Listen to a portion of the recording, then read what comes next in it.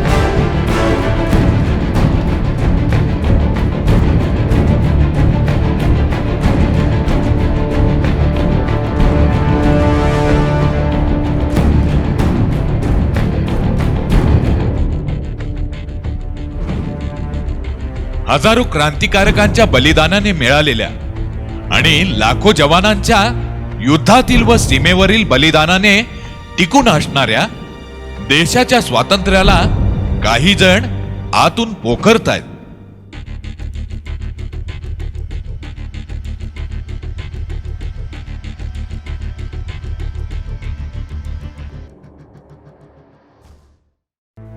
लोकशाहीच्या नावावर काहीही अशी व्याख्या स्वतःसाठी बनवलेल्या भ्रष्टाचारी नेत्यांनी तर हा सारा देश पोखरून काढलाय. आधी देशातील जनतेसाठी असणाऱ्या वेगवेगळ्या योजनांचे कोट्यावधी रुपये भ्रष्टाचार करून लाटायचे. हाच लोकशाहीमध्ये असणारा सर्वात मोठा भ्रष्टाचार काही नेते करतायत. हेच काम स्वातंत्र्य? आपल्या देशात खाजगी सावकारकी करणे आणि बाल कामगार ठेवणे हा गुन्हा असून त्यासाठी मोठी शिक्षा देखील आहे. तरी सुद्धा हे प्रकार देशात सर्रास सुरू आहेत. शेतकरी आणि लहान मुलांच्या स्वातंत्र्यावर घाला घातला जातोय. मग त्यांनी स्वातंत्र्य दिन साजरा करायचा नाही का?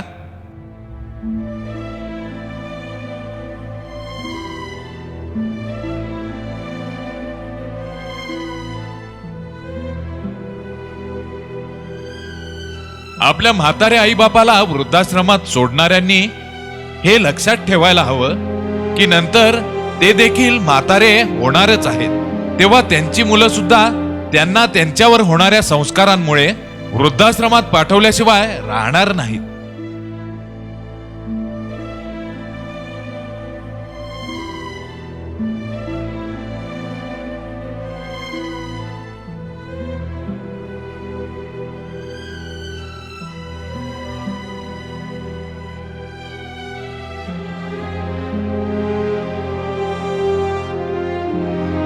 प्रत्येक 2 सेकंदाला एक बलात्कार होतोय. स्त्रियांवरील अत्याचार जेव्हा थांबतील तेव्हाच या देशात जगण्याचं खरं स्वातंत्र्य मिळेल.